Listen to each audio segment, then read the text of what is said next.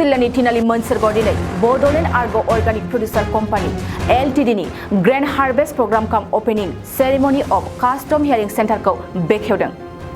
District agriculture officer काम फिडि क'क्राझारनि बानजायनायाव international conference of markets and development field डेजों लोब्बा लाखिनानै आसाम सरकारनि बिथांखिनि सिङाव बे सेन्टारखौ बेखेवनाय जायो। बे हाबाफारियाव आबादारिफोरनो गोनांथि जानाय माखासे गोनोखोआरि मेसिनफोर जेरै माइ हाग्रा, माइ गायग्रा, मारा होग्रा मेसिनफोरखौ बेखेवनानै होयो। बड'लेण्ड आर्ग अर्गानिक प्रडिउसार कम्पानि एलटिडिनि आवथायाव बेखेवनाय मेसिनफोरा जादों portable rice mill, hot air oven, mini combine harvester, drum seeder बायदि बायदि। मख'नो गोनांदि बे बेखेवनाय हाबाफारियावनो एमएलए लरेन्स इस्लारिया आलासि महरै बाहागो लानानै बेखेवनानै होयो। एमएलए लरेन्स इस्लारिया क'क्राझाराव गंसे एग्रिकालचार कलेजनि गोनांथिखौ नोजोर होनानै आसाम आयेन आफादनि सदनाव दाबि दैखांदों होननानै खौरांगिरिनि सिगाङाव फोरमायथियो। माइ हाग्रा मेसिनखौ बेखेवनाय समाव बड'लेण्ड आर्ग अर्गानिक प्रडिउसार कम्पानि एलटिडिनि मासिगिरिफोरजों लोगोसे डिस्ट्रिक्ट आफाद बिफाननि माखासे बिबानगिरिफ्राबो बाहागो लादों। एग्रिकालचार डिपार्टमेन्टआ दिनैनि सानखौ फिल्ड डे हिसाबै सारा आसामावनो फालियो आरो क'क्राझार डिस्ट्रिक्ट एग्रिकालचार डिपार्टमेन्टआबो मोनसोरगावआव एपिसिफोरखौ लानानै दिनैनि बे सानखौ फालिदों आरो बाहाय माखासे एक्सपार्टफोरखौ बिथांमोना लेंहरदों आबादनि सायाव सावरायनो थाखाय आरो एपिसिया बावहाय मोनसे डेमनस्ट्रेसन देखायदों। मोनबा जि माने एपिसि दं बिथांमोननि जों दिहुनजानाय बिथांमोनजों बानायजानाय माखासे जाग्रा मुवा बेसाद बायदिसिनाफोरखौ बिथांमोना डेमनस्ट्रेसन खालामदों आरो गाहायै माखासे एक्सपार्टफ्रा दिनैहाय आबादनि सायाव बिथांमोना बिबुंथि लाखिगोन। बे ओनसोलफ्राव मा आबाद जायो बा जोंनि क'क्राझार जिल्लायाव मा आबाद जायो, सरकारा बिनि थाखाय मा सुजुग सुबिदा होदों, गाहायै एपार्टनि गेजेरजों आसाम सरकारा मा मावनो नागिरदों, मा स्किम दं एपार्टआव, मोरैहाय माने आबादारिफोरखौ सहाय खालामगोन, बेफोर गासैबो खोथा बाथ्राफोरखौ लानानै बेयाव सावरायनाय जागोन। दिनैनि सानाव आंबो बिथांमोनजों दान्दिसे लोगो लानानै एपार्टनि सोमोन्दै आरो दायो आथिखालाव आसाम सरकार आरो बिटिसि सरकारा जि हाबाफारि लादों बे हाबाफारिनि सोमोन्दै बिथांमोननो फोरमायदों। जोबोद मोजां मोनसे हाबाफारि। आंबो एबार गोजां बोथोरनि जे सेसन दङ आसाम एसेम्ब्लिनि, बे सेसनाव मोनसे कुइसन आंबो अलरेडि साबमिट खालामदों जे क'क्राझाराव गंसे एग्रिकालचार कलेज नांगौ होननानै आङो साबमिट खालामदों। बे कुइसना जुदि स्टार कुइसन जानानै जुदि फैयोब्ला अब्ला आसाम एसेम्ब्लिनि सिङाव गिबि मानगोनां गिबि मन्थ्रि आरो एग्रिकालचार मन्थ्रि बिथांमोननि नोजोर बोनो थाखाय आङो नाजागोन। दिनै जे बेयाव गोबां आसाम सरकारनिफ्राय जोंनि क'क्राझार जिल्लायाव सफैनाय जे माखासे जिफोर मेसिन दङ, बायदिसिना रोखोमनि बाहाय गुबुन रोखोमनि मेसिन दङ, बेफोरखौबो बेखेवनाय जादों, दिन्थिफुंनाय जादों। आरो फैबावगोन। दाख्लै बावैसो आङो पाटगावनि मोनसे एफटिअनो मोनसे माइ हाग्रा मेसिन राननानै होदों। सम बेबायदिनो मेसिनफोर फैबावगोन। एमएलएनि खथायाव फैगोन, काउन्सिलफ्राव फैगोन आरो बेफोरखौ जों नांगौ जायफ्रा मावबाय थादों एफपिसि बा एफटिअ बेफोरबायदि मोजां जायफ्रा नंथारगौयैनो आबाद मावो बिसोरनो जों राननानै होगोन। जोंनि बड'लेण्ड एग्र' अर्गेनिक प्रडिउसार कम्पानिया दिनैनिफ्राय हमनानै ला 2017आव जोंना इस्टाब्लिस जादों। बेनिफ्राय जोङो एमअबिसिडिनि आन्दाराव 5 बोसोर जोङो अलरेडि एफपिसि खालामबाय स्टेट हर्टिकालचारनि आन्दाराव एमअबिसिडि प्रजेक्ट माबायाव। बेनिफ्राय जों 5 बोसोर कमप्लिट खालामखांनायनि उनाव जे 2022आव जोङो डिस्ट्रिक्ट एपार्टआ जोंखौ जोंनि एफपिसि खालामनायखौ नुनायलाय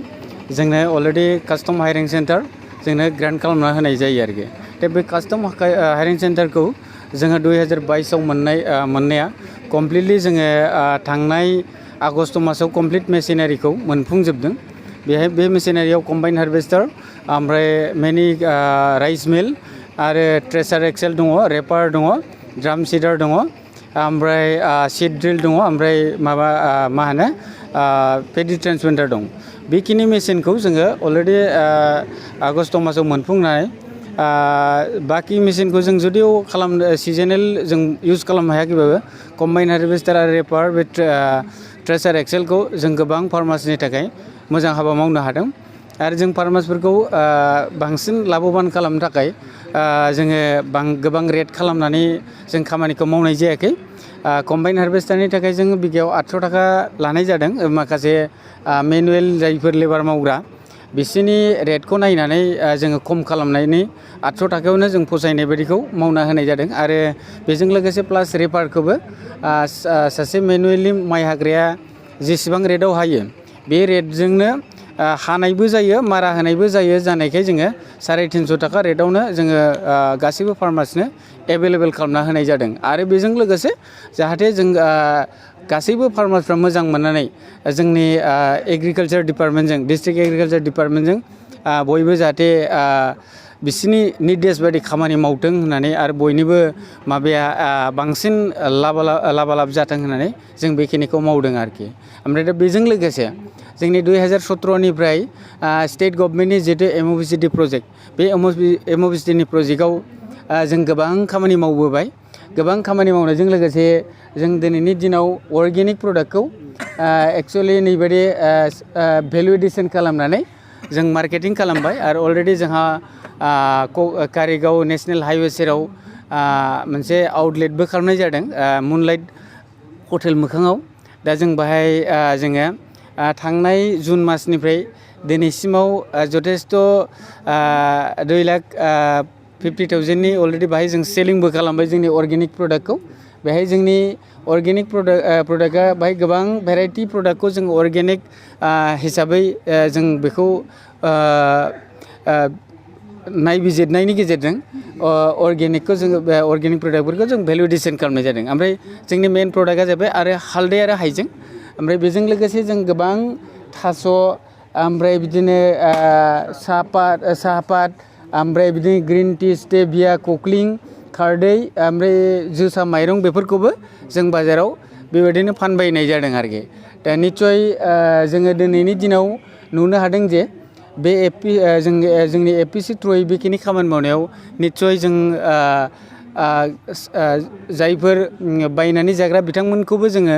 निस्सय बिथांमोननिफ्रायबो जों मोजां रिजाल्ट मोननो हादों आरो जोंनि APC आव दा प्रेजेन्ट गासै 1000टा फार्मार्स दङ बिथांमोनहा गासिबो शेयार होजोबनाय आरो बिथांमोनहा 1000 करि शेयार होनानै जों गासैबो फार्मार्सआनो लोगो नांनानै खामानि मावनाय जायो आरो बिथांमोननि प्रडाक्टखौनो जों लानानै अर्गेनिक हिसाबै दिनै अर्गेनिकआ जोंना 50 इयार 50 इयार सार्टिफिकेशन जाबाय स्कप सार्टिफिकेटआ जोंना 50 इयार जाबाय अलरेडि NPOP नि आन्डाराव माने जोङो बे अर्गेनिकखौ मावगासिनो दं आरोखि आरो जोङो दा माबायाव एक्सपर्ट खालामनो थाखाय जोङो एपेडानिफ्रायबो मोनसे एक्सपर्टनि थाखाय लाइसेन्स बानायबाय आरो एक्सपर्ट इम्पर्टनि थाखायबो एक्सट्रा जोङो गभर्नमेन्ट अफ आसामनिफ्राय जोङो लाइसेन्सखौ बानायनानै लानाय जाबाय आरोखि दा अलरेडि जोंनाव टटेलि डकुमेन्ट्सफ्रा जों जेसेबांनाखि एक्सपर्ट खालामनायाव जोंनो डकुमेन्ट्स नांगौ बे डकुमेन्ट्सआ अलरेडि जोंनाव दा प्रेजेन्ट दङ आरोखि दा जों बेनिखायनो जोंनि बे APC खौ जों सालायनानै जे बिखिनिसिम जों जौगाहोनो हाबोबाय बे हाबोनायनि थाखाय आंनि गोसो गोरबोनिफ्राय माने हाथावै खामानिखौ हानाय बायदि मोननानै माने आं गोजोननाय मोनदों एक्चुअलि आं बे APC नि सासे BOD आंनि गामिया बे क'क्राझारनिनो आं मनसरगाव होनो आंनि गामिया आरो आंनि माबाया पस्ट एड्रेसा हल्टुगाव बेखिनि आरोखि बेखिनिखौ मावनो मोननानै आं बहुत गोजोननाय आंजों लोगोसे 7 BOD दङ ओमफ्राय 7 प्रमटार दङ बेजों लोगोसे 7 LRP दङ आरो LRP जों लोगोसे सासे जोंहा गेजेराव CO दङ आरोखि बेखिनि जों गासै लोगो नांनानै जोंनि 1000 फार्मार्सफोरखौ लानानै जोङो गासैबो फार्मार्सफोरखौ 20 जनजों मोनफा मोनफा FIG होनानै FIG खालामनानै जों बिथांमोनखौ एफा लासै स्टेप बाय स्टेप ट्रेनिं लायै जों बिथांमोनखौ अर्गेनिकआव लासै कनभार्ट खालामनो सेस्था खालामनो आरो खालामगासिनोबो दं आरोखि गोजोनदों बेखिनि आरोखि হয় ধন্যবাদ আজি আসলতে আমি কোকৰাঝাৰ জিলা কৃষি বিভাগ আৰু লগতে আমাৰ এপাৰ্ট যেটো আমাৰ আছে Assam agri business and rural transformation project Kokrajhar জিলাই ইয়াত আজি এটা আমি ফিল্ড ডে পথাৰ দিৱস বুলি কয় এইটো আৰু লগতে grand harvest by mini combine harvester এই এটা দুটা কাৰ্যসূচী লৈ আমি ইয়াত এই অনুষ্ঠানটো কৰিছোঁ মনসৰ গাঁৱত এওঁলোকৰ আসলতে এইটো এটা APC হয় এইটো Bodoland organic agro producers company limited আৰু তেওঁলোকে ইতিমধ্যে আমাৰ যিটো এপাৰ্ট আঁচনি আছে এই এপাৰ্ট আঁচনিৰ অধীনত তেওঁলোকে কাম কৰি আছে আৰু তেওঁলোকে আমাৰ যিটো কাষ্টম হায়াৰিং চেণ্টাৰ এই কাষ্টম হায়াৰিং চেণ্টাৰৰ ইতিমধ্যে 6টা বিভিন্ন ধৰণৰ মেচিন তেওঁলোকে গ্ৰহণ কৰিছে এই আঁচনিৰ অধীনত আৰু সেই মেচিনকেইটা ভালেকেইটা আছে ৰাইচ মিল আছে ট্ৰেন্সপ্লেণ্টাৰ অৰ্থাৎ ধান ৰোপণ কৰা ধান কটা আৰু কম্বাইন হাৰ্ভেষ্টাৰ যিটো ধান কটা মৰণা মৰা চাফা কৰা আৰু লগতে একেলগে বেগিং কৰা এই ইত্যাদি কৰি ড্ৰাম চিডাৰ আছে পালভাৰাইজাৰ আছে গতিকে এই মেচিনকেইটা আজি তেওঁলোকে ইয়াত ডিছপ্লে কৰিছে আৰু ইয়াত আমাৰ কোকৰাঝাৰ জিলাৰ এপাৰ্টৰ পৰা ইতিমধ্যে 5টা APC গঠন কৰা হৈছিল এই 5টা APC এটা হ'ল নজৰ APC এটা জলৈ এগ্ৰ প্ৰডিউচাৰ কোম্পানী লিমিটেড দতমা আৰু এটা আছে মুগানী থান্দৈ এইটো Kachugaon Shankar agro producer company limited এইটো গোসাইগাঁও এই 5টা APCৰ পৰা আমাৰ বিভিন্ন কৃষক বন্ধুসকল আচলতে তেওঁলোকে সদস্য হয় বা সদস্যা হয় তেওঁলোকে আজি ইয়াত আহি গোট খাইছে আৰু এই বিশেষ যিটো কাৰ্যসূচী কম্বাইন হাৰ্ভেষ্টাৰৰ যোগেদি আমাৰ যিটো ইতিমধ্যে ICMD অৰ্থাৎ ইণ্টিগ্ৰেটেড ক্ৰপ মেনেজমেণ্ট ডেমনষ্ট্ৰেশ্যন ধানৰ ওপৰত হৈছে সেইটো যিটো পথাৰ দিৱস আৰু সেই ধানখিনি কেনেকৈ আজি এই যিটো মিনি কম্বাইন হাৰ্ভেষ্টাৰ আছে এই হাৰ্ভেষ্টাৰৰ যোগেদি কেনেকৈ আমি ধানটো আমি কাটিম এইখিনি বস্তু আমি ইয়াত আজি প্ৰদৰ্শন কৰাৰ কাৰণে আমি এই অনুষ্ঠানটো কৰিছোঁ ইতিমধ্যে আমাৰ মাজত আহি আমাৰ সন্মানীয় কোকৰাঝাৰ 30 নং কোকৰাঝাৰ ST LACৰ সন্মানীয় বিধায়ক লৰেন্স ইছলাৰী ছাৰ আহিছিলে তেখেত প্ৰস্থান কৰিছে আমাৰ ইয়াত BTCৰ ছেক্ৰেটাৰী নৰেন চন্দ্ৰ বসুমতাৰী ছাৰ আমাৰ ADC ৱাদিউল ইছলাম মহোদয় আমাৰ BTCৰ কৃষি সঞ্চালক বিনোদ বসুমতাৰী মহোদয়কে আদি কৰি আমাৰ ভালেকেইগৰাকী আমাৰ বিশিষ্ট অতিথি আহি আজি আমাৰ এই অনুষ্ঠানটোত যোগ দিলেহি नोंथाङा सानाय सुनाय बेरामनि जेंनायाव गोग्लैदों नामा जुदि नोंथाङा सानाय सुनाय दंब्ला जिंगासिनांगौ गैया चिरां जिल्लानि बेंटल गेट साफागुरियाव दायो SI निउर' थेरापि सेन्टार दंसै बे थेरापि सेन्टाराव नोंथाङा गोरलैयैनो देहानि सानाय सुनायखौ फाहामथाय लानो हागोन बे आथिं सानायानो जाग्रोदों ओमफ्राय जानाया एसे सिगांनिफ्रायनो जाखादों ओमफ्राय बिदिनो गुबुन गुबुन मुलि जाबाबायदों ओमफ्राय हामाखै दिनैनि ट्रिटमेन्टआ नङा आङो एसे मोजां मोनसिनबाय जेरै सिं सानाय आफादावरि सानाय मोदोम जरा सानाय आइजोफोरनि जेंना खर' सानाय बायदि बेरामखौ फाहामनाय जायो लोगोसेयैनो बे सेन्टाराव थानानै फाहामथाय लानो हानायनिबो सुबिदा खालामदों नोंथांमोनहा SI निउर' थेरापि सेन्टाराव फाहामथाय लानो गोसो दंब्ला नैबे मबाइल नम्बर 7620160459 नङाब्ला 9476977956 आव थोंजों सुलाद लानो हागोन